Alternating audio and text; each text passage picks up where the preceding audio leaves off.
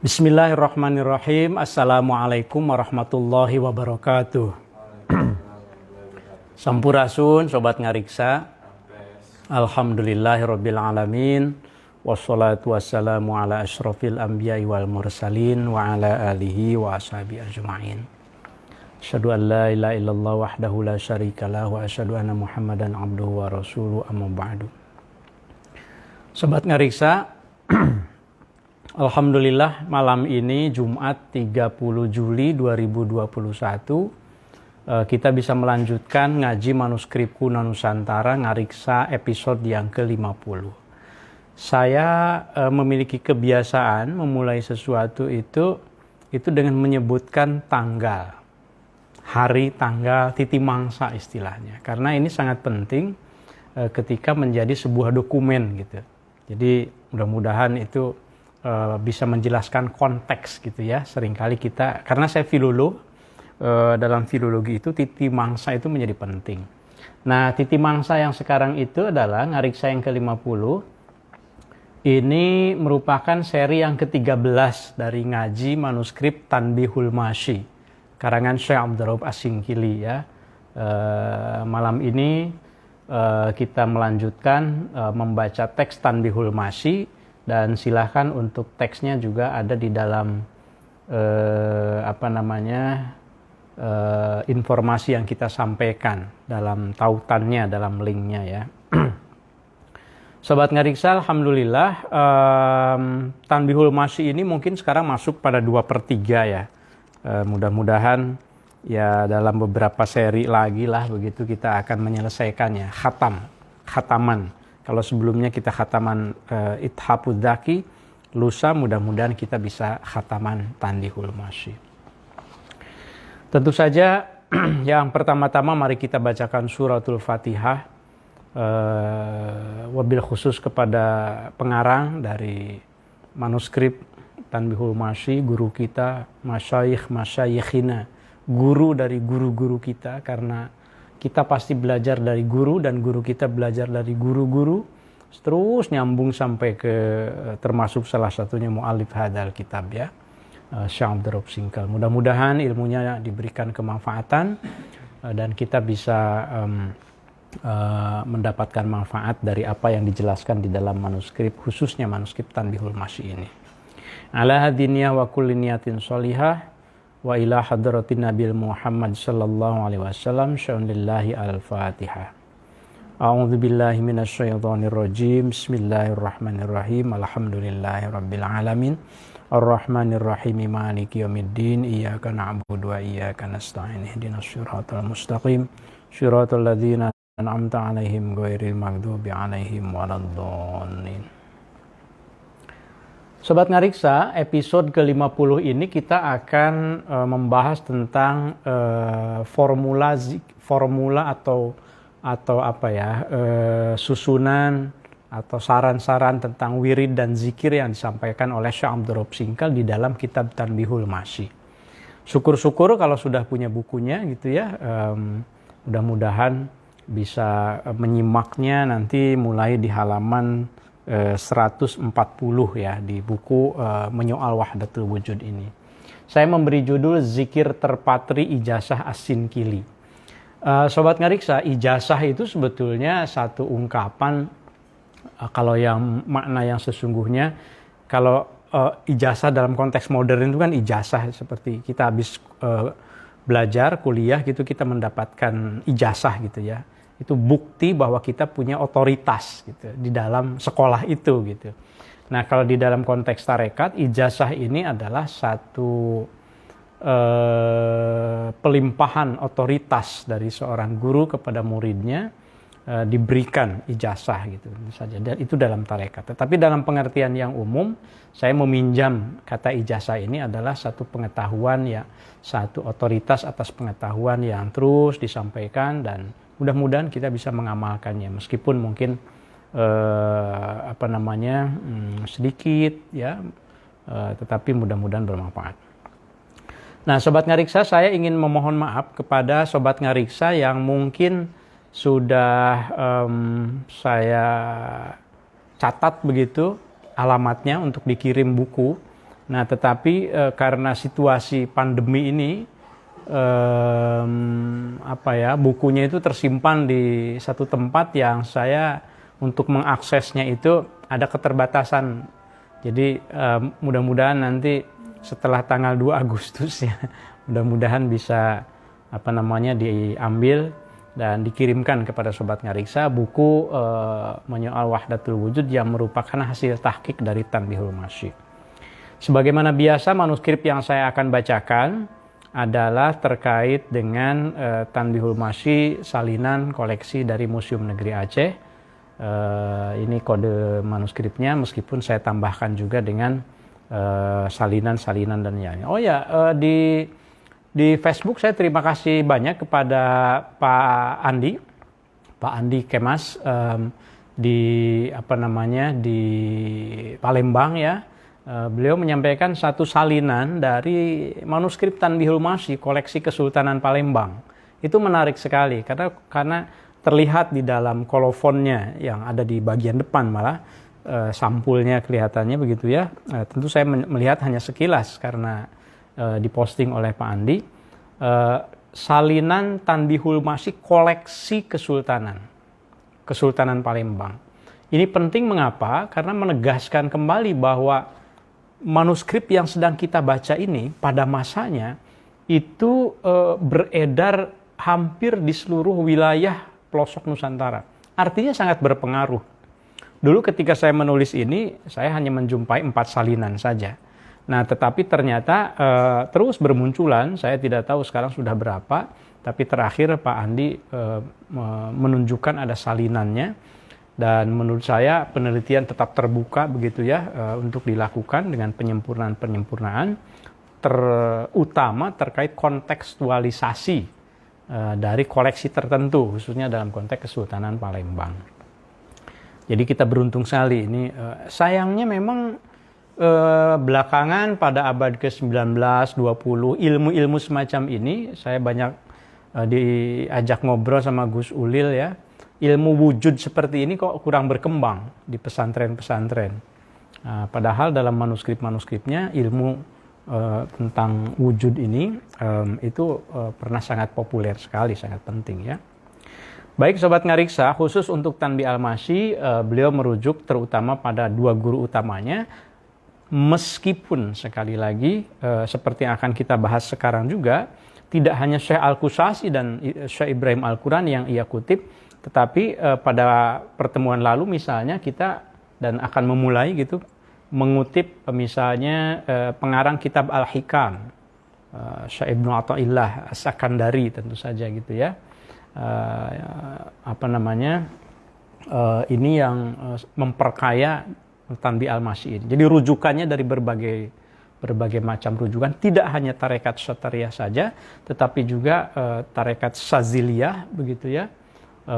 Kemudian tidak hanya yang bermazhab Syafi'i saja, tapi juga yang bermazhab Maliki, bahkan Hambali itu diambil, dirangkum, kemudian disampaikan. Ini keterbukaan seorang Syekh Abdul Rauf Singkil yang patut kita contoh.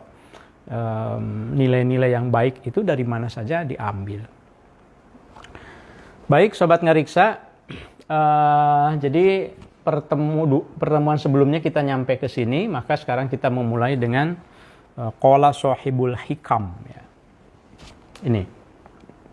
Ini tanda merahnya di qala itu yang menandakan paragraf baru ya, rubrikasi di kata qala.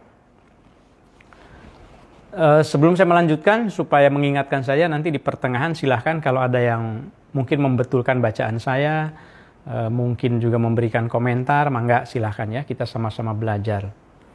Bismillahirrahmanirrahim. Qala, telah berkata siapa? Shahibul Hikam, pemilik atau pengarang kitab Al-Hikam, yaitu Ibnu Athaillah. Matlabul arifina as-sidqu fil ubudiyyati. Dalam redaksi yang banyak kita jumpai, lengkapnya itu Matlabul arifina minallahi as-sidqu fil ubudiyyati. Nah, jadi ini pentingnya kita memperkaya tentu saja gitu ya. Matlab. Matlab itu kan isi makan ya. Jadi matlab itu tempat harapan, tempat tujuan, jadi tempat mencari tujuan, berarti harapan. Matlabul arifina, harapan atau tujuan dari orang-orang yang mengerti tentang Allah, ma'rifat tentang Allah,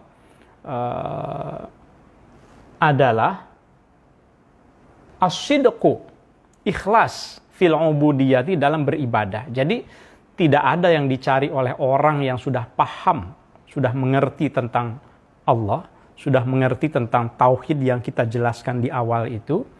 Itu tujuan secara spiritualnya itu tiada lain kecuali ia ingin berharap kepada Allah itu, ya Allah, berikanlah aku keikhlasan di dalam beribadah. Itu kuncinya. Karena kalau tidak ikhlas, kalau mentang-mentang misalnya merasa sudah bisa menapak tangga ruhani tertentu, sudah bisa merasa sabar, taubat misalnya, kemudian muncul perasaan-perasaan ria atau ujub barangkali, maka itu menghilangkan kualitas ibadahnya itu sendiri. Jadi matlabul arifina wa maqsuduhum wa mahallu qasdihim, mahallu nazrihim huwa as-sidqu ay al-ikhlas. Ikhlas gitu ya. Betul-betul ikhlas di dalam melaksanakan ibadahnya gitu. Nah, yang kedua adalah wal qiyamu bi huquqir rububiyyah. Tidak ada tujuan hidup lain secara spiritual bagi mereka yang sudah memahami pengetahuan Allah, memahami jalalullah, keagungan Allah, memahami jamalullah, keindahan Allah, bahwa Allah itu di satu sisi yang maha lembut, di satu sisi yang maha gagah, di satu sisi ada ketegasan, di satu sisi ada kelembutan. Mereka yang sudah memahami sifat-sifat Allah yang diinginkan di dalam dirinya, pertama ikhlas dalam beribadah, yang kedua ingin supaya dapat melaksanakan hak-hak rububiyah, bihuquqir rububiyah, wal qiyamu bihuquqir rububiyah, hak-hak ketuhanan. Maksudnya hak-hak ketuhanan itu kita memposisikan diri betul sebagai seorang hamba yang memang harus memiliki kewajiban untuk menghamba kepada Allah. Hak-hak Allah itu maksudnya adalah Allah yang la ma'buda illallah, la maqsuda illallah, la matluba illallah. Tujuan spiritual itu hanya Allah saja. Allah yang berhak untuk disembah, tidak ada yang lain. Tidak boleh kita menghamba kepada benda, kita tidak boleh menghamba kepada kedudukan, kepada jabatan, kepada kehormatan, tidak ada. Nah, itu bagi orang yang sudah mengerti betul pengetahuan Allah, ya. Jadi sangat mendalam. Singkat sekali Al-Hikam ini, Ibnu Athaillah ini.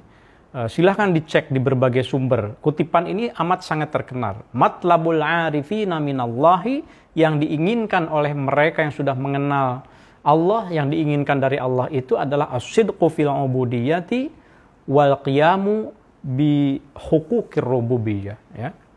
Qala ta'ala, Allah Ta'ala berfirman, ini untuk menegaskan konsep yang tadi dari Ibnu Athaillah itu, wa ma umiru illa liya'budullah. Bismillahirrahmanirrahim. Wa ma umiru illa liya'budullah mukhlishina lahuddin. Al-ayah. Kita bisa jumpai misalnya di dalam surat Al-Bayyinah, ya, ke-98. Wa ma umiru illa liya'budullaha mukhlishina lahuddin hunafa. Jadi ini untuk menegaskan bahwa mereka itu tidak diperintahkan, manusia kita tidak diperintahkan kecuali agar menyembah kepada Allah mukhlisin, secara ikhlas. Gitu. Jadi sesungguhnya ini menegaskan bahwa apa yang disampaikan oleh para sufi di dalam ajaran tasawuf itu tidak boleh ajaran tasawuf itu melanggar syariat. Tidak lagi beribadah misalnya, tidak lagi sholat, tidak lagi melaksanakan syariat karena merasa sudah tinggi spiritualitasnya, itu dalam konsep Syekh Ashinkili tidak berlaku. Demikian juga kan Syekh Al-Qurani di dalam Ithafudz Dzaki kan, beribadah secara syariat itu tidak boleh ditinggalkan gitu. Dan harus dilaksanakan mukhlishina lahuddin. Kita tahu terusan ayat ini kan mukhlishina lahuddin hunafa wa yuqimus shalah wa yu'tuz zakah, kan begitu ya. Menjalankan sholat, kemudian juga melaksanakan zakat dan seterusnya. Ditegaskan lagi di dalam ayat lain, wa qala ta'ala, dan Allah Ta'ala berfirman, wa'bud rabbaka hatta ya'tiyakal yaqin. Wa'bud, dan hendaklah kalian beribadah, ini wujud dari asyidqu fil ubudiyah. Hendaklah kalian menyembah rabbaka, kepada Tuhanmu, hatta ya'tiyaka, hingga datang kepada engkau apa? Al-yaqinu. Hatta ya'tiyakal yaqin. Sembahlah Allah sampai datang al-yakin kepadamu. Para mufassir menjelaskan bahwa yang dimaksud al-yakin adalah al-maut. Sembahlah Allah, ibadahlah kepada Allah, dirikan salat dan laksanakan syariat agama sampai kalian meninggal. Artinya apa? Kewajiban sholat itu tidak bisa ditawar. Untuk seorang sufi sekalipun, untuk seorang yang sudah ma'rifat sekalipun, justru puncak dari kemakrifatan itu, matlabul arifina minallah, itu adalah as-sidqu fil ubudiyah. Ya, kenapa disebut puncak? Karena ada as-sidqunya. Mungkin kalau sekedar ibadah ubudiyah gitu ya, ya orang awam pun biasa kan melaksanakan ibadah. Tapi begitu as-sidqu, ikhlas, aduh, saya juga mungkin belum bisa ya melaksanakan ikhlas yang sebenar-benarnya ikhlas. Mudah-mudahan dengan saling mengingatkan begini, teruslah kita meningkatkan kualitas kita. Jadi Sobat Ngariksa, saya membacakan manuskrip ini bukan berarti saya sudah paripurna mengamalkannya, sama sekali tidak. Saya masih banyak sekali kekurangan dan harus belajar. Jadi ini semata-mata saya ingin berbagi pengetahuan yang pernah saya baca. Ya. Fayam bagi, oleh karenanya mesti laka buat engkau illam takun mutajarridan antakula kama asyara bihi syayekhuna al-allama Burhanuddin ba'dal ikhwan. Oleh karenanya, maka karena kewajiban kita itu, kewajiban seorang al-arif, seorang yang paham, seorang yang ma'rifat, paham pengetahuan Allah, paham sifat Allah yang sebenar-benarnya, maka di sini ada saran, ada anjuran dari guru kami. Nah, ini kan ya, di sini Syekhuna, di sini sebut Syekhuna, guru kami, kata Syekh Abdul Rauf Singkal, yaitu Syekh Burhanuddin. Ada anjuran ibadah itu termasuk di dalamnya zikir-zikir dan wirid yang dianjurkan oleh Syekh Burhanuddin kepada ba'dal ikhwan, kepada sebagian dari saudara-saudara. Kita lihat bahwa Syekh ini yang dikutip untuk zikir bahkan bukan Syekh Al-Qusasi, bahkan Syekh Al-Qurani. Biasanya kalau mengutip Syekh Al-Qurani itu tentang pemikiran tasawufnya. Tapi bahkan untuk yang praktek ritualnya pun, zikir-zikirnya pun dikutip juga dari Syekh Ashinkili, Syekh Al-Qurani gitu ya. Apa itu? Pertama bacaannya itu la ilaha illallah alfan. Zikir la ilaha illallah 1000 kali.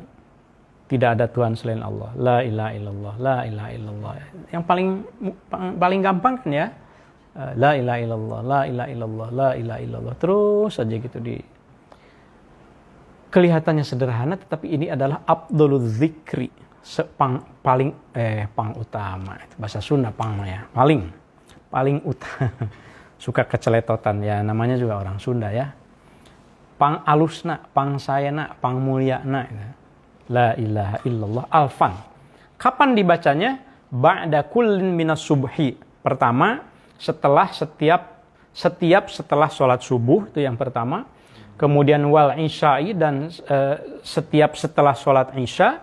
dan wa tahajjudi, dan setiap selesai sholat tahajud. Jadi ada 3 waktu di sini yang disarankan oleh Syekh Al-Qurani yang dikutip oleh Syekh As-Sinkili, ba'da subuh, ba'da isya, kemudian ba'da tahajud. La ilaha illallah. Tasbih kita berapa? 100 bijinya ya maksudnya. Tasbih kita bijinya 100. Berarti 10 kali, 10 balik lah. 99 kadang-kadang kan. 10 kali. Wa indal udri, dan aduh bagaimana ketika sibuk nih, repot nih. Wa indal udri, dan ketika uzur, ta'khudhu bil ashri. Ambil 10 kali. La ilaha illallah, la ilaha illallah. 10 kali. Wal istighfar, dan beristighfar mi'ah 100 kali. Ba'da kullin minal awqatis salasah al-madhkurah, setelah 3 waktu yang di atas itu. Jadi la ilaha illallah, kemudian istighfar, astagfirullah, astagfirullah, astagfirullah gitu ya. Mungkin kita tidak selalu menghitungnya. Jadi ini kan formula, namanya juga formula. Aduh, bagaimana dong kalau tidak sampai 100, tidak sampai 1000? Ya apa namanya?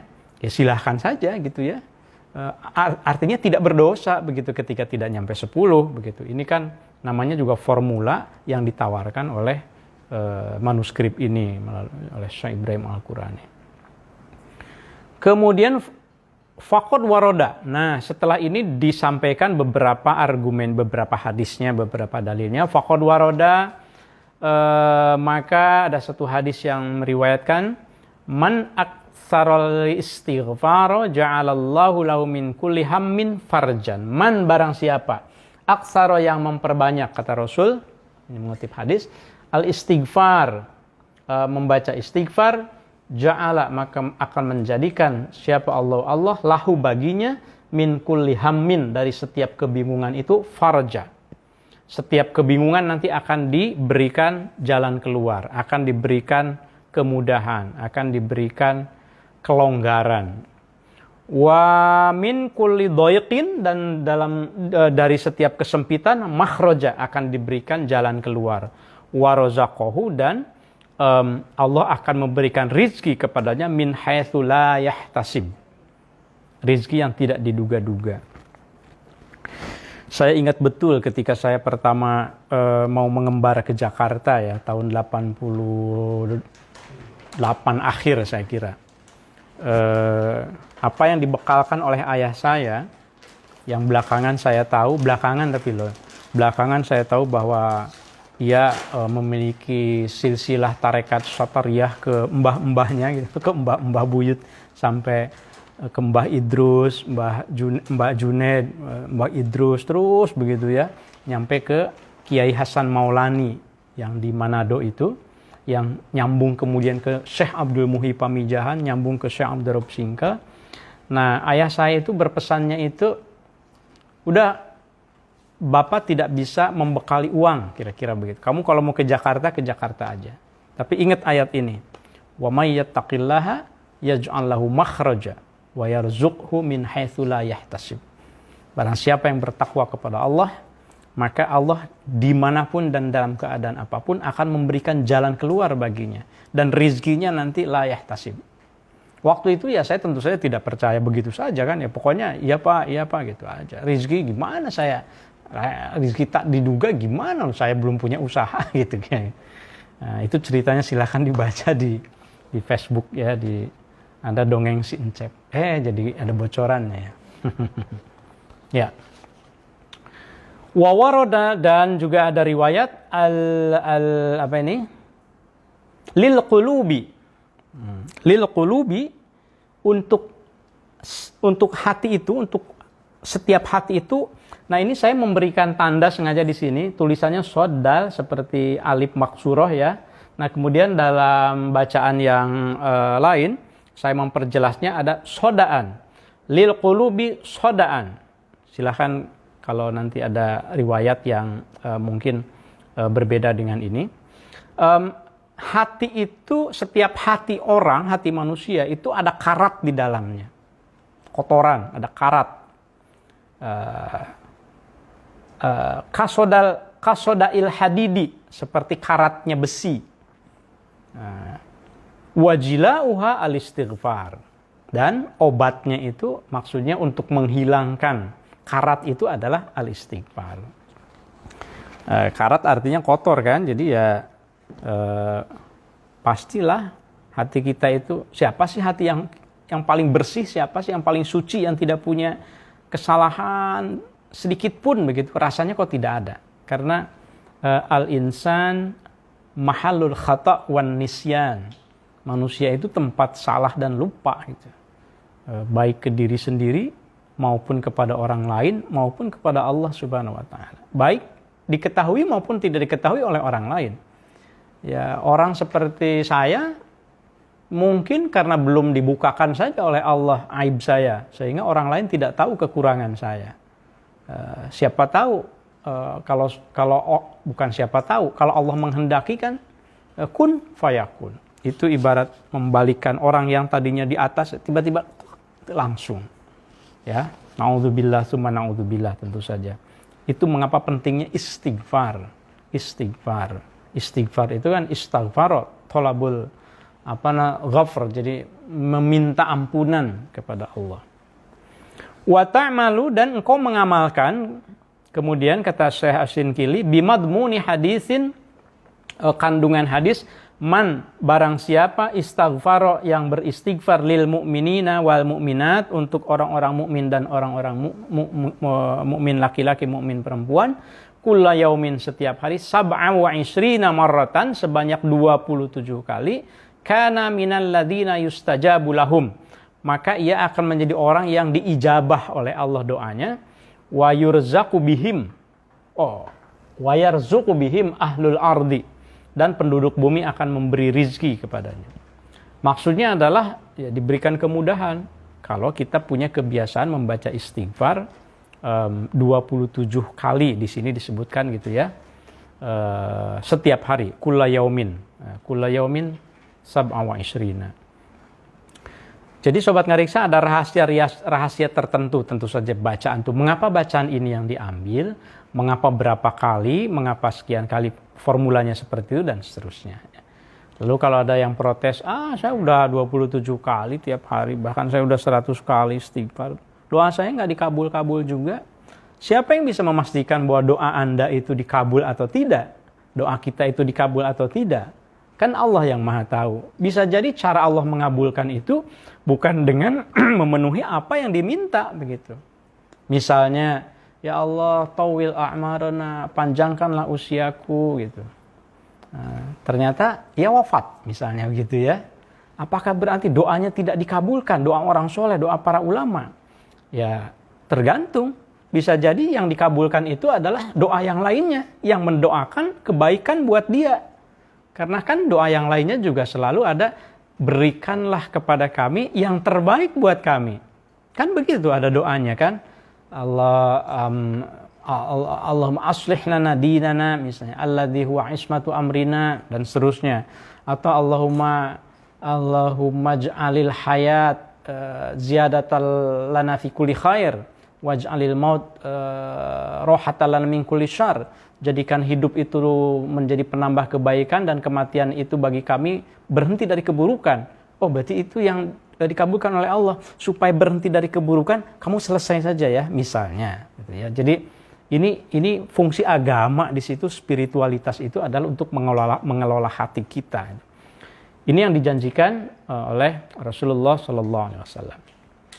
Wa yakunu dzalika ba'da subhi, dan membaca istighfar yang 27 kali itu setiap selesai sholat subuh. Jadi setiap subuh itu harus dimanfaatkan betul ya untuk kebaikan-kebaikan. Masing-masing punya cara ya. Ada yang membaca Al-Quran, ada yang berzikir seperti ini. Lagi-lagi kalau saya, panutan saya itu memang ayah saya ya, bapak saya. Saya melihat kalau bapak saya itu kalau pagi setiap selesai sholat subuh, udah zikirnya sih udah jelas gitu, kita zikir bersama, kemudian kita turun, karena itu di lantai 2 gitu ya, sholat berjamaahnya itu. Kita turun, itu bapak itu tidak turun-turun, sampai kemudian menunggu sholat isyraq, kemudian menunggu sholat duha gitu, baru kemudian turun, terus gitu, duduk gitu. Ya saya waktu itu masih anak-anak kan, jadi ya tidak terlalu memperhatikan gitu apa sih yang dilakukan oleh ayah itu gitu. Nah kemudian setelah bacaan kita bertambah, kemudian kita mengetahui apa maknanya. Wa ta'malu, dan engkau mengamalkan bimadmunil hadis, kandungan hadis, manistaghfarallaha dubura kulli sholatin salasa marrat faqala astaghfirullah. Barang siapa istighfar yang beristighfar Allah kepada Allah dubura kulli sholatin, di ujung setiap sholat, salasa marrat, 3 kali, faqala, lalu ia berkata astaghfirullahaladzim alladzi la ilaha illa huwal hayyul qayyum wa atubu ilaih. Kan itu sering ya setiap habis sholat kan macam-macam, ada yang astaghfirullahaladzim li wali walidayya wali ashabil huquqil wajibati alayya wali masyayikhina wali ikhwanina wali jamil muslimina wal muslimat wal mu'minina dan seterusnya, macam-macam. Nah, kemarin saya membaca satu kitab, saya lupa namanya, ada di rak saya, itu karangan Kiai Ahmad Sanusi Sukabumi. Itu formulanya itu rupanya banyak berkembang di wilayah Jawa Barat, formula zikirnya gitu ya. Termasuk di kampung saya dulu ketika kecil. Macam-macam, tapi intinya adalah istighfar. Barang siapa yang setiap habis sholat membaca istighfar 3 kali, ghufirat lidunubihi, maka diampuni dosa-dosanya, wa in kana farra minaz zahfi, meskipun ia pernah kabur dari peperangan. Nah, akan diampuni dosanya oleh Allah Subhanahu wa taala. Wa taqra'u, kemudian engkau membaca surat Al-Ikhlas. Surat Al-Ikhlas kapan? Ba'da kulli faridatin, setiap selesai sholat fardu. Berapa kali? Ashron, 10 kali. Faqad waroda, ada riwayat man qara'a qul huwallahu ahad, barang siapa yang membaca Al-Ikhlas, qul huwallahu ahad dubura kulli sholatin maktubatin asyra marratin wajaballahu, maka Allah akan mewajibkan lahu baginya ridwanahu wa maghfiratahu. Allah akan memberikan mewajibkan, maksudnya Allah niscaya akan memberikan keridhoannya dan akan memberikan ampunannya. Bismillahirrahmanirrahim. Wallahu ahad, Allahu samad, lam yalid wa lam yulad wa lam yakul lahu kufuwan ahad. Nah, kebetulan tadi di dalam acara tabarukan ada juga pertanyaan apa gitu ya, bacaan-bacaan yang baik sebelum tidur atau malam begitu. Maka ini bisa jadi alternatif juga. Jadi tadi saya sampaikan juga kan, membaca suratul Ikhlas wal muawwadzatain, misalnya Al-Falaq, An-Nas gitu ya. Nah, di sini salah satunya yang disarankan ya supaya punya formula saja gitu. Ya sudah, membaca surat Al-Ikhlas asyra marratin, sebanyak 10 kali. Ya, dengan harapan mendapat ridho dan ampunan Allah. Wa ba'da rakaatayid duha, dan setelah selesai sholat duha, bisuro,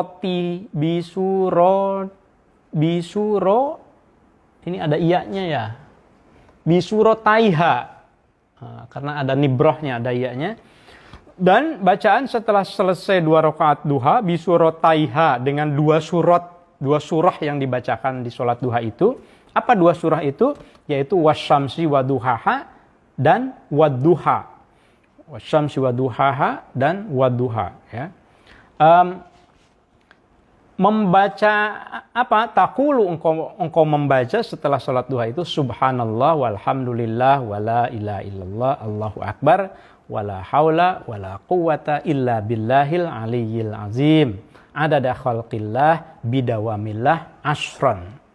Adada khalqillah bidawamillah, sampai di situ asyran 10 kali. Asyrannya jangan dibaca ya. Tiba-tiba zikir subhanallah alhamdulillah wala ilaha illallah Allahu akbar wala haula wala quwata illa billahil azim. Adada khalqillah bidawamillah asyran. Asyrannya jangan. Asyrannya mah itu 10 kali maksudnya gitu. Ada saya mah tidak tahu. Ya, atau kalau tidak tahu malah tidak apa-apa. Sekarang dikasih tahu. Itu pentingnya ada yang ngasih tahu itu begitu. Jadi jangan belajar sendiri. Kalau belajar sendiri nanti keseleo. Wa qad ruwiya, dan telah diriwayatkan an Abi Hurairah, dari Abu Hurairah, sahabat Abu Hurairah radhiyallahu anhu, anna Rasulullah sallallahu alaihi wasallam, bahwa Rasulullah sallallahu alaihi wasallam marra bihi, pernah lewat di depan Abu Hurairah, ya. Wa huwa yaghris gharsan. Abu Hurairah sedang menanam, sedang bercocok tanam, sedang mengerjakan sesuatu yang lain. Ya, gitu ya. Faqala, lalu Rasulullah berkata, "Ya Abu Hurairah, wahai Abu Hurairah, malladzi taghris?" Apa yang sedang engkau kerjakan? Apa yang sedang kau tanam ini? Apa yang sedang kau tanam ini? Qultu, maka aku berkata, kata Abu Hurairah, "Ghuras." Ya, aku sedang menanam sesuatu ini. Faqala, maka Rasulullah kemudian berkata, "Ala adulluka, mau tidak aku tunjukkan kepada engkau, ala ghirasin khairin min hadza, mau tidak aku tunjukkan tanaman yang lebih baik dari ini, menanam sesuatu yang lebih baik dari ini." Subhanallah walhamdulillah wala ilaha illallah Allahu akbar, yaitu bacaan subhanallah walhamdulillah wala ilaha illallah Allahu akbar. Kan sering sekali kita baca ya, alhamdulillah ya. Nah, kata Rasul, taghris, engkau tanam itu bikuli wahidatin, dengan setiap bacaan itu, syajaratan fil jannah, satu pohon di surga. Jadi satu bacaan, satu pohon di surga. Satu bacaan, satu. Jangan kemudian harfiah memahaminya. Wah, berarti di surga penuh sekali tanamannya. Satu orang misalnya baca 1000 bacaan. Gimana itu luasnya surga itu? Kan ada jutaan orang. Ini cara membaca harfiah. Jadi membacanya tentu saja maksudnya adalah betapa besar pahalanya. Betapa janji Allah sangat besar diberikan kepada orang yang zikir dengan zikir-zikir kalimat itu khususnya. Subhanallah walhamdulillah wala ilaha illallah Allahu akbar. La haula wala quwata illa billah. Wa taqra, dan engkau membaca surah Yasin. Wa tabarak, surah Tabarak. Tabarakalladzi biyadil mulk wa ala kulli syai'in qadir, dan seterusnya. Surat Tabarak. Kapan? Kulla sabahin, setiap pagi, wa masain, dan setiap sore. Wa tazidu, dan engkau tambahkan fil masai, di sore hari, ba'dal maghrib, setelah maghrib, surah Alif Lam Mim Sajdah. Nah, ini formulanya ya. Jadi surah Yasin, Tabarak, kemudian untuk yang ba'da maghrib ditambah Alif Lam Mim Sajdah, wal waqi'ah.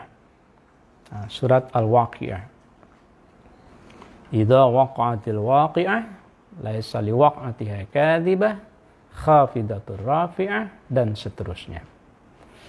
Wa in daqat, bagaimana kalau sempit waktunya an Yasin? Aduh, kalau baca surat Yasin, wal waqi'ah, dan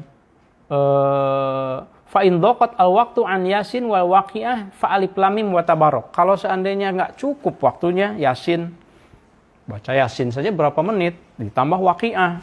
Waqi'ahnya panjang juga misalnya, maka fa alif lam mim sajdah wa tabarak.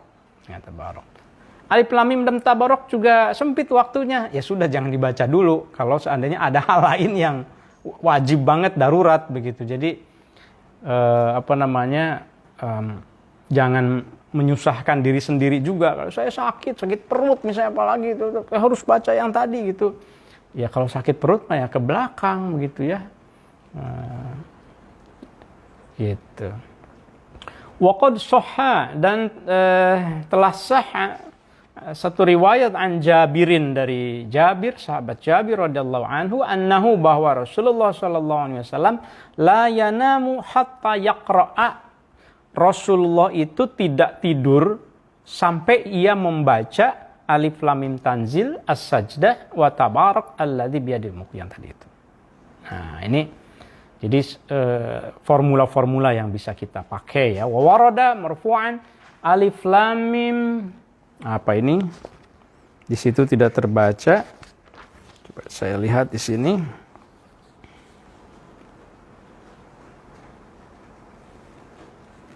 La yanamu hatta Alif Lam Mim Tanzil. Rupanya ini tamzil ya. Tanzil.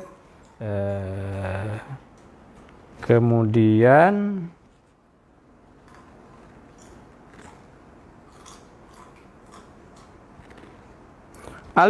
alif lam mim tanzil taji'ulaha janahani. Nah, iya, ini riwayatnya begitu mulai. Alif lam mim tanzil sajdah itu taji'ulaha janahani yaumal qiyamati. Datang nanti pada hari kiamat dengan dua sayap, tazillu sohibaha, dan akan melindungi orang yang membacanya. Ya. Wa taqulu la sabila alaihi. Wa an Ibnu Umar, dan dari Ibnu Umar radhiyallahu anhuma, ini kalau ada yang kepotong memang agak kagok ya. Man qara'a tabarakalladzi biyadil mulk, barang siapa yang membaca surat Tabarak wa alif lam mim tanzil as-sajdah bainal maghrib wal isya, antara maghrib dan isya, wal akhirah faka'annama qama lailatul qadar, maka seolah-olah ia mendapatkan Lailatul Qadar. Ini juga satu fadilah. Jadi sobat ngariksa, di dalam amaliyah yang seperti ini, fadhailul a'mal, banyak hadis-hadis yang memang kadang-kadang hadisnya itu lemah begitu, tapi untuk yang fadhailul a'mal tetap dipakai gitu ya. Walaupun ada sebagian tentu saja yang tidak memakainya untuk hadis-hadis yang lemah itu. Tapi kalau untuk fadhailul a'mal itu sering juga dipakai. An Ibni Abbasin radhiyallahu anhuma, apa nih hadisnya? Di sini hadisnya. Man shalla arba'a raka'atin khalfal isya'i al-akhirah qara'a fi rak'ataini al-awwalataini qul ya ayyuhal kafirun wa qul wallahu ahad, wa fi rak'ataini al-akhiratani tabarakal biyadil mulk wa alif lam tanzil kutibat lahu ka arba'i raka'atin min lailatul qadri. Ini saya ambil cepatnya, bahwa barang siapa yang salat 4 rakaat setelah isya gitu ya, kemudian dibaca di 2 rakaat pertama itu Al-Kafirun dan Al-Ikhlas, di rakaat yang keduanya dibaca surat Tabarak dan Alif Lam Mim Tanzil As-Sajdah, maka ia seolah-olah melaksanakan salat itu pada malam Lailatul Qadar. Kulhu itu sakti sekali rupanya ya. Al-Kafirun dan Al-Ikhlas maksudnya. Jadi saya sejak kecil gitu mendengar imam termasuk orang tua kalau sholat maghrib itu selalu kulhu. Saya bilang apa hafalannya hanya itu ya? Ternyata di kesempatan lain tidak juga gitu. Nah, tetapi untuk ba'da maghrib itu sering sekali membacanya kulhu. Nah, rupanya memang ada catatan tersendiri. Fadilah. Wa fi kitab Iqad al-Husnan li qiraatil Qur'an. Ada lagi, ini masih lanjutan ya, saya agak percepat karena isinya hampir sama, tentang keutamaan Alif Lam Mim Tanzil wa Tabarak, fadlu sitina darajah, ya, keutamaan 60 derajat ala ghairihima dibandingkan yang lainnya min suratil Quran. Kemudian Yasin juga demikian, ada beberapa hadis yang meriwayatkan tentang surah Yasin. Misalnya ini man qara'a Yasin, barang siapa yang membaca surah Yasin, maka Allah akan menuliskan bi qiraatiha, dengan bacaannya itu qiraatul Quran asyra marrat, sama seperti membaca Al-Quran 10 kali. Nah, ini ada beberapa riwayat tentang keutamaannya. Jadi surah Yasin, surah Al-Fatihah itu ya tergantung dari niatnya kita untuk apa. Makanya seringkali kan untuk tasyakuran, untuk selamatan, untuk tahlil gitu ya. Terutama untuk tahlil misalnya di hari-hari sekarang ini kita sering sekali membacakan surah Yasin gitu. Untuk berharap kebaikan-kebaikan dan untuk melatih lisan kita terutamanya supaya terbiasa dengan wirid dan zikir.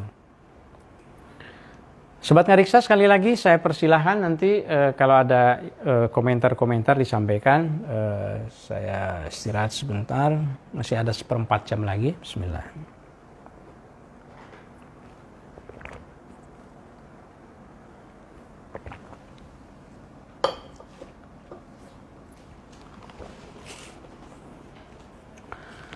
Berikutnya Wa an Abi Hurairah, dari Abu Hurairah radhiyallahu an, man qara'a Yasin kullalaila, barang siapa yang membaca Yasin setiap malam, ghufira lahu.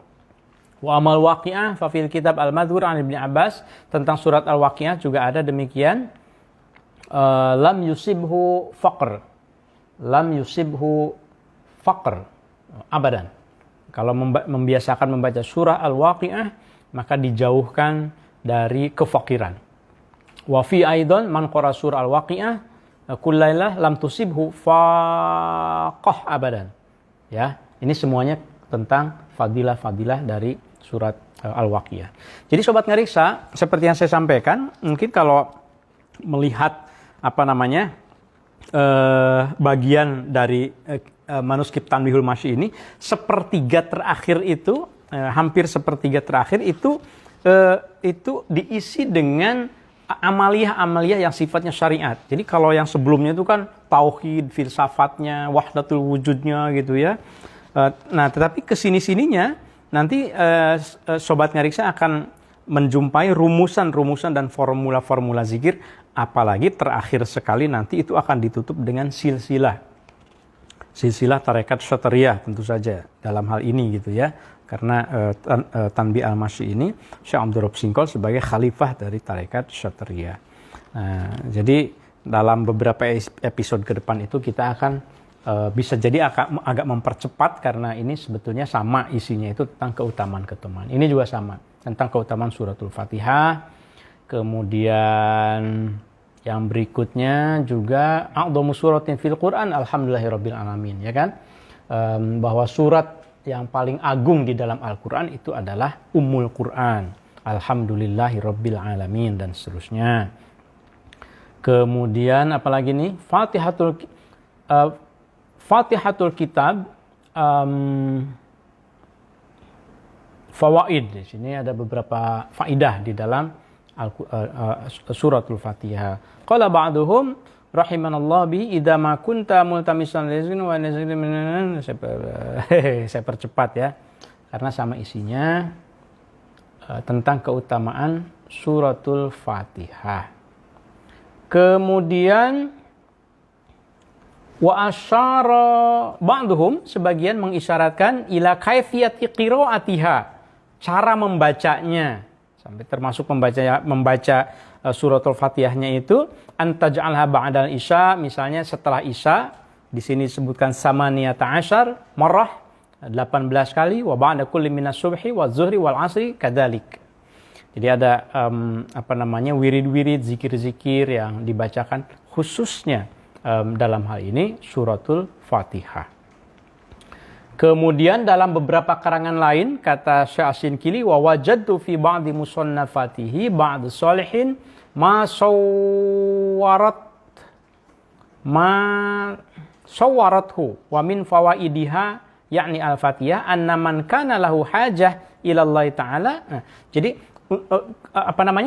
fawaid atau faidah dari surat Al-Fatihah itu juga bagi mereka yang punya hajat. Misalnya kan sering sekali kita ya, mari kita bacakan suratul Fatihah untuk niat kita, mudah-mudahan niat yang tadi disampaikan itu dikabulkan. Nah, wa ala hadhihi niyyah, gitu kan?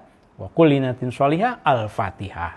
Jadi bacaan surat-surat Al-Fatihah ini formula-formulanya disebutkan oleh Syekh Abdul Rabb Singkol. Masih ke sini juga nih, kalau kita lihat wa ra'aitu bi khatti ba'di malabtu man qara'a al-Fatihah ila akhirnya summa a'ada biha sanian, kemudian ketika pas bacaan iyyaka na'budu diulang dua, iyyaka na'budu wa iyyaka nasta'in, iyyaka na'budu wa iyyaka nasta'in, diulang misalnya beberapa kali, bahkan di sini sampai mi'ah marrah, maka latafallahu bi fid dunya wal akhirah wa kafallahu humum, dijauhkan dari kebingungan dan dicukupkan oleh Allah Subhanahu wa taala kehidupan di dunia dan di akhirat. Demikianlah maka fataqarrab. Nah, jadi ujungnya itu adalah kata Syekh Asy-Syinkili, fataqarrab, maka hendaklah kalian mendekatkan diri atau bertaqarrub ayyuhal murid, wahai para murid, ila maulaka, kepada kepada Tuhanmu bihadhi surah, dengan surat ini, allati hiya ummul kitab. Jadi ini panjang sekali ya, Syekh Asy-Syinkili menjelaskan tentang ummul kitab, waqra halikulli hajah dunyawiyatan kanat au ukhrawiyah. Baik untuk hajat duniawi maupun ukhrawi, silahkan bacakan suratul Fatihah tanal masyita, maka engkau akan nyampe kepada apa yang dikehendaki gitu ya. Kemudian ini yang terakhir, mimma dzukira sirru hadhihi surah wa fiha wa fi ulum wa asrar. Masih di dalam surat Al-Fatihah itu ulum, ada ilmu-ilmu, asrar, ada rahasia-rahasia, wa fiha aidan kifayah liman yunawwirullah bisairati. Jadi mungkin kita pernah mendengar ya, bahwa ada seseorang yang diajari oleh gurunya suratul Fatihah itu bertahun-tahun, dianggap belum khatam. Bukan hanya soal bacaan sebetulnya, mungkin bacaannya sudah bisa, mungkin makhrajnya sudah benar, tajwidnya sudah benar. Setelah itu kan pemahamannya suratul Fatihah itu maknanya. Setelah itu kemudian mengamalkannya. Jadi sampai kemudian dinyatakan kamu khatam dengan suratul Fatihah, itu ya khatam yang paripurna, yang benar-benar. Tidak mudah kan, hurufnya, fasohahnya, maknanya, itu banyak yang bisa kita perdalam. Sobat Ngariksa, mungkin untuk sekarang cukup sampai di sini nih. Saya cukupkan dulu sampai titik di sini. Qala ba'du wa'lam anna li hadzal kitab al-munazzal 'alal insan al-kamil Fatihatus sama bi ummil kitab. Ya, ini sama dengan yang tadi ya. Sobat Ngariksa, saya cukupkan pembacaannya sampai di sini. Jadi saya persilahkan Sobat Ngariksa untuk kalau ada yang menyampaikan komentarnya silahkan. Kalau mau mengoreksi juga mangga gitu, barangkali ada. Saya berikan kesempatan dulu ya, beberapa menit, silahkan.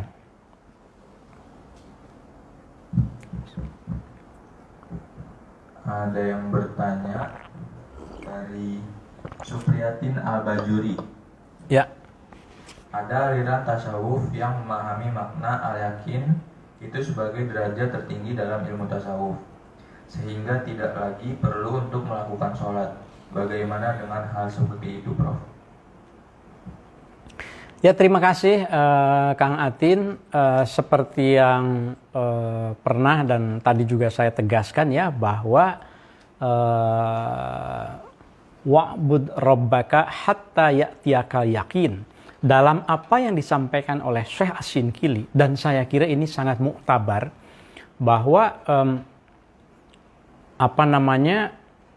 pengetahuan tasawuf, pengetahuan ilmu batin.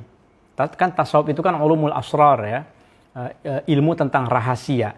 Itu tidak bisa menafikan ibadah syariat. Jadi tetap harus sholat, tidak bolehlah kira-kira mengaku misalnya mempelajari tasawuf tapi kemudian tidak sholat. Itu hanya akal-akalan,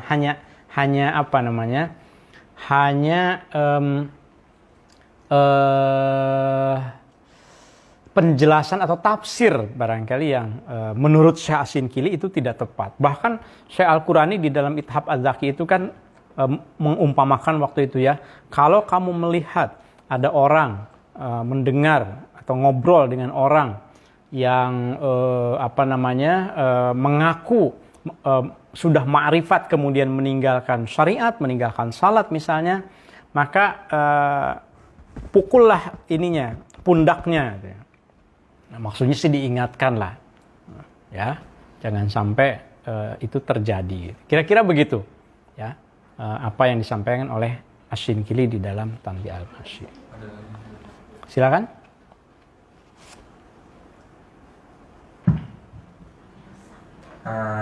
Ada yang bertanya lagi dari Nurman Holis.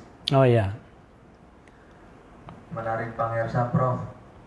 Pengajaran baca Fatihah sekian lama hingga berminggu-minggu, berbulan-bulan, bahkan bertahun-tahun. Sepengetahuan Prof, kalau di Indonesia yang masih berlakukan pengajaran baca Fatihah sampai sekian lama ini, apakah masih ada? Di mana saja? Nuhun. Ya, terima kasih. Kemarin saya mendapat cerita dari salah seorang ustadz di pesantren Al-Hamidiyah nih, Ustadz Suma ya. Ustadz Suma ini kepala kepesantrenan di pesantren Al-Hamidiyah yang di Depok. Ia bercerita bahwa di Jawa Timur itu di beberapa pesantren yang ia ketahui itu memang seperti itu. Pengajaran surat Al-Fatihah kepada murid tertentu. Mungkin tidak semuanya muridnya, karena kan orang yang mempelajari ilmu itu kan berjenjang juga ya. Ada ilmunya mungkin yang sudah dianggap cukup memadai untuk ditambahkan tentang ulumul asrornya. Ada juga yang mungkin biasa-biasa saja. Ya sudah, kamu belajar suratul Fatihah tajwid makhrajnya benar, kamu sholat dan seterusnya misalnya gitu ya.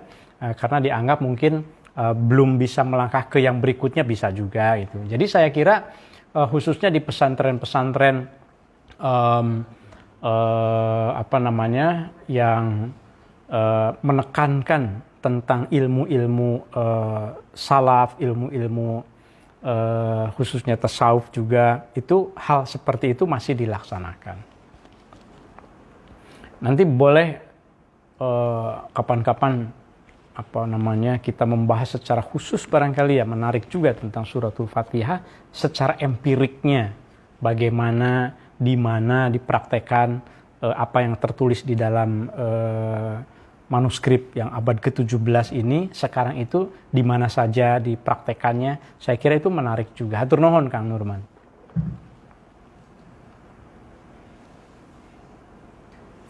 Ya, ada lagi? Yang bertanya lagi. Mangga.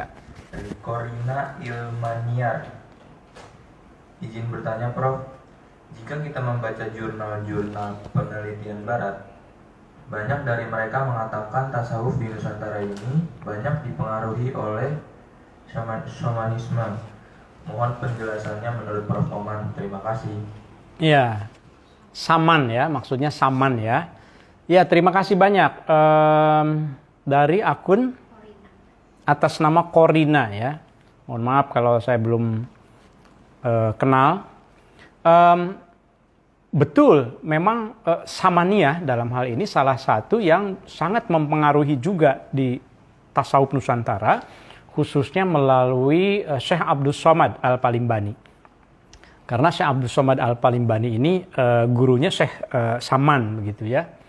Nah, tetapi tidak hanya itu, tasawuf Nusantara itu kompleks sekali. Sebelum abad ke-19 setidaknya, kita melihat bahwa afiliasi seorang anggota tarekat, seorang mursyid khususnya, itu cair sekali.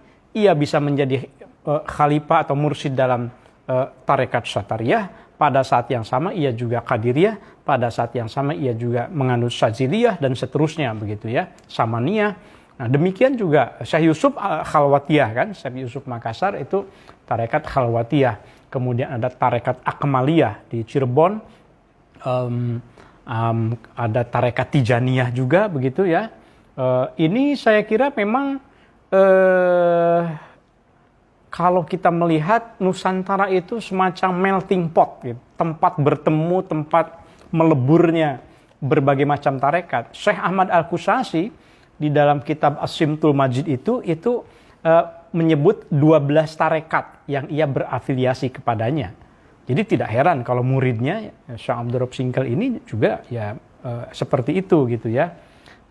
Saya kira itu benar sekali memang untuk yang pengaruh Saman ini. Bahkan kalau di Aceh itu katanya tari Saman itu juga dipengaruhi oleh nilai-nilai dari tarekat itu ya, tarekat Samaniyah.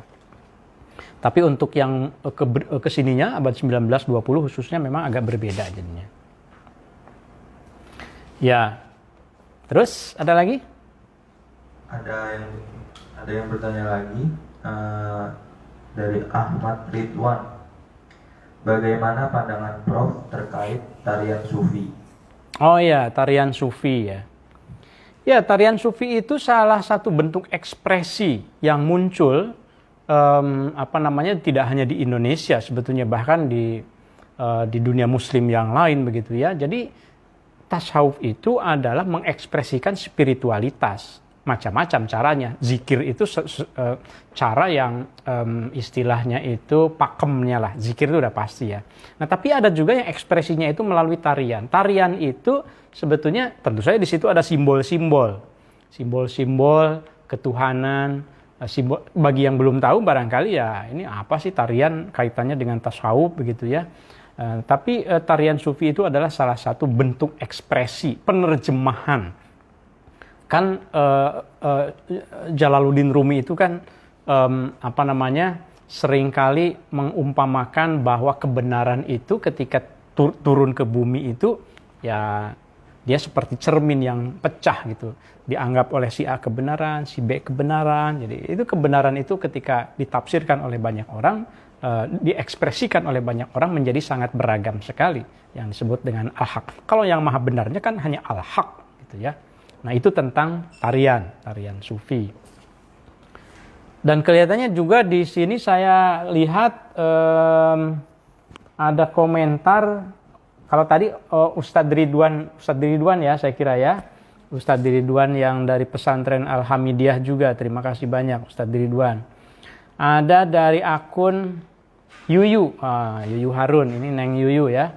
Teh Yuyu. Ini komentarnya saya kebetulan melihat saja. Di pesantren Kempek Cirebon katanya juga tahap awal seorang santri itu harus lulus bacaan Fatihahnya dan bisa berbulan-bulan. Saya setuju. Jadi memang banyak ya. Ini terima kasih banyak ya Neng Yuyu yang memberikan informasi. Tadi jawaban ke Kang Nurman juga barangkali itu. Salah satunya di Kempek juga berarti ya. Dan saya kok sangat yakin terutama pesantren-pesantren salaf yaitu ijazah. Ijazah menjadi sangat penting kalau di pesantren salaf itu. Ijazah satu bacaan itu harus diperoleh melalui pemberian otoritas dari guru. Kalau kata guru, oke, kamu sudah bisa nih mengamalkan ini misalnya ya.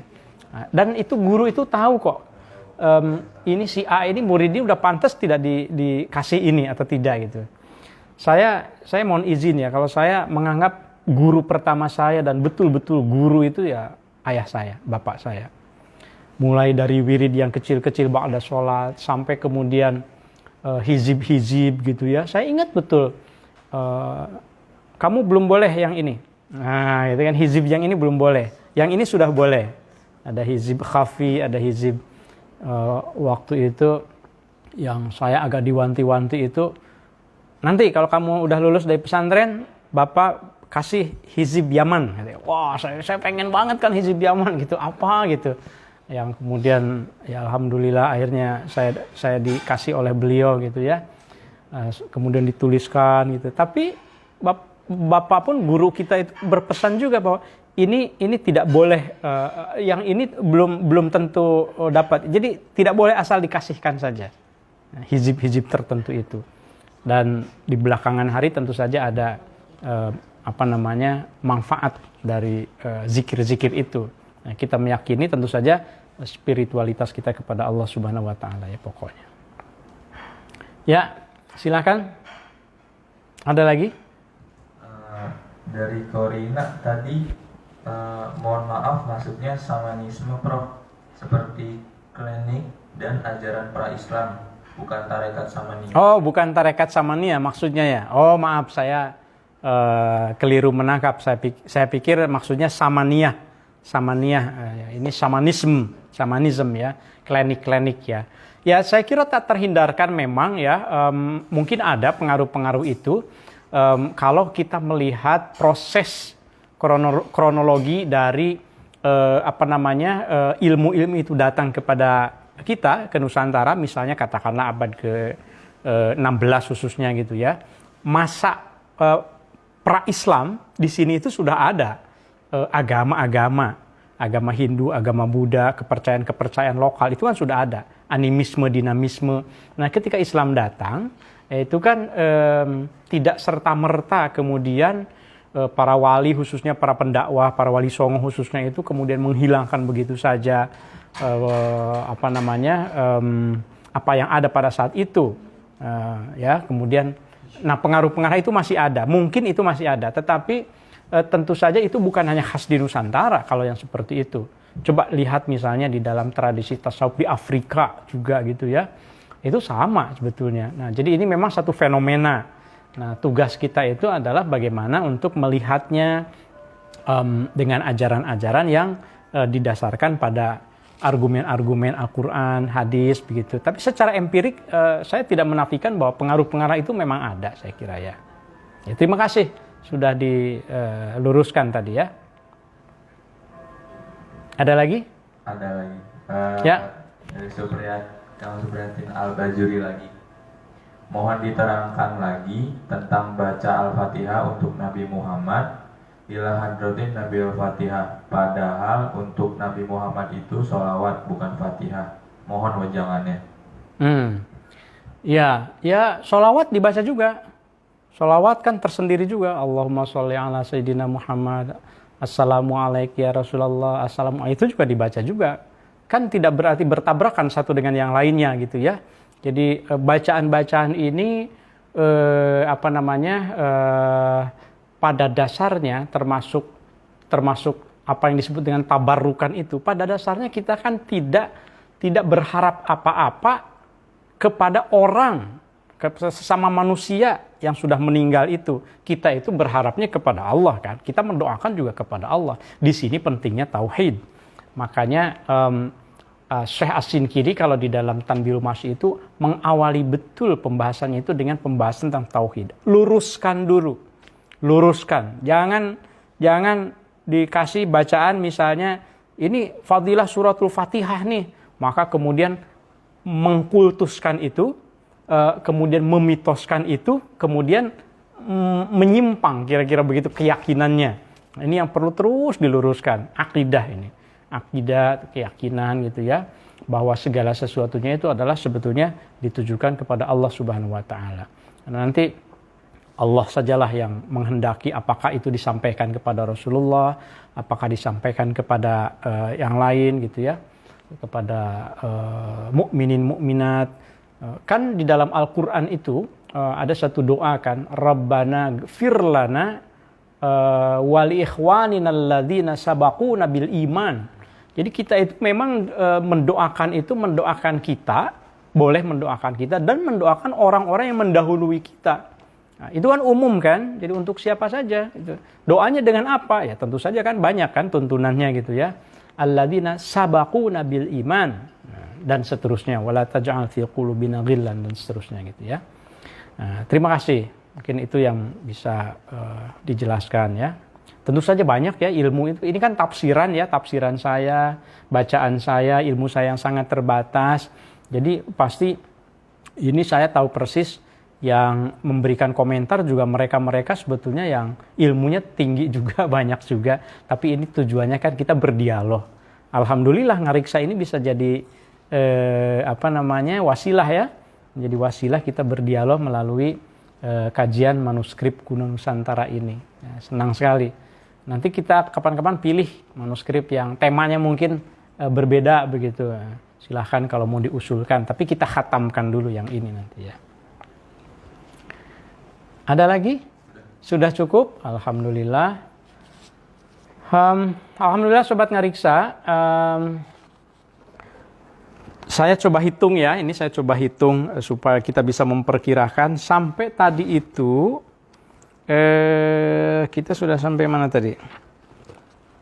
Wa amal waqi'ah sudah, wa an Ibn Abbasin sudah, wa asyara ba'dhum juga sudah, wa ra'aitu, wah ini juga sudah, qala ba'dhum. Nah, wa yambaghi laka ayyuhal murid. 1 2 3 4 5 6. Loh, kok banyak? 6. Masih ada 6 halaman yang mungkin akan 2 kali lagi lah ya. Mudah-mudahan karena ini bisa agak cepat. karena polanya sama. Yang berikutnya itu misalnya ini contoh, wayam bagilaka ayyuhal murid antusolya sit rakaatin ba'da sholatil maghrib. Nah ini sholat 6 rakaat setelah sholat maghrib, sholat awabin misalnya gitu ya. Dan seterusnya. Jadi masih tentang syariat. Sampai kemudian terakhir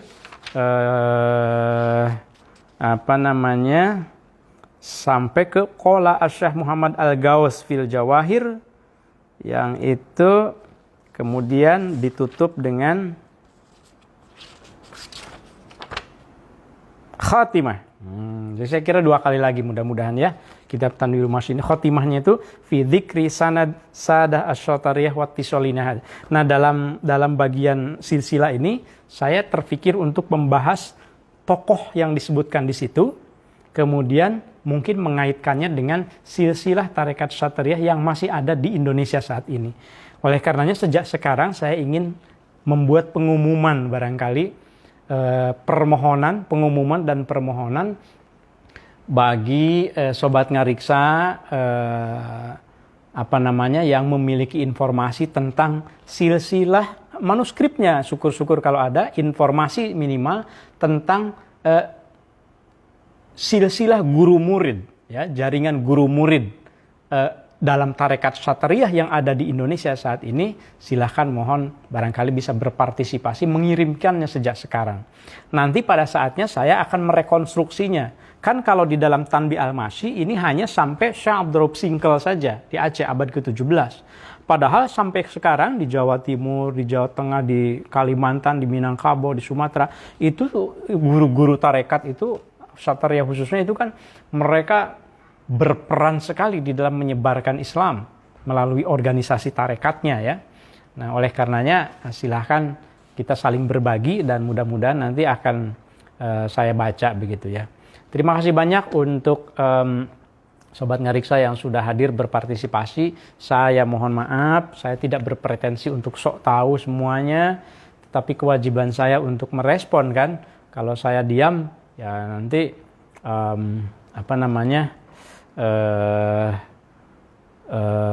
tidak ada masalah jadinya. Jadi harus ada masalah. Masalah itu belum tentu selesai. Jadi yang penting itu adalah kita mendiskusikannya bersama-sama. Sobat ngariksa, tauhid adalah puncak pokok keimanan. Setiap kita berharap mendapatkan. Pemahaman tauhid diperoleh melalui latihan. Di dalamnya terdapat berbagai tahapan. Selain meniti aneka tangga ruhani, zikir, wirid, dan bacaan pun menyatu dengan lisan. Harapan mereka yang mengenal Tuhan tak ada selain ikhlas beribadah dan sungguh-sungguh menunaikan hak-hak Allah. Inilah jalan menuju kesempurnaan. Untuk mencapainya, ada meditasi menata hati, ada ajaran wirid dan zikir berulang kali. Ma'rifat bukan berarti melupakan syariat. Dekat dengan Tuhan tidak cukup hanya pengakuan. Saat menghadapi kesulitan, musibah, dan cobaan, lantunan zikir lisan akan menguatkan. Terima kasih banyak Sobat Ngariksa untuk yang sudah berkunjung ke Ngariksa Channel di YouTube. Untuk dibagikan kembali, dibagikan manfaatnya. Saya senang sekali bahwa terus rasanya tidak pernah saya membahas Tanbihul Masyi, bahkan setiap ngariksa, setiap 2 minggu, rasanya tidak bertambah gitu yang subscribe ke sini sampai sekarang. Terakhir itu 2 minggu yang lalu itu ada 2.809, mungkin 2.900 begitu. Tetapi sekarang sudah ada 3.120-an. Itu artinya lebih dari 100 bahkan hampir 200 dalam 2 minggu ini yang mengaksesnya, yang memanfaatkannya. Jadi bukan saya yang berbahagia, tetapi ngariksa yang berbahagia karena ternyata pelan-pelan program ini alhamdulillah memberikan manfaat bagi mereka yang mungkin sedang mencari informasi terkait ini. Sekali lagi, yang benarnya itu semuanya dari Allah, yang salahnya karena saya seorang manusia. Mohon maaf atas segala kekurangannya. Mudah-mudahan Ngariksa channel ini bisa tetap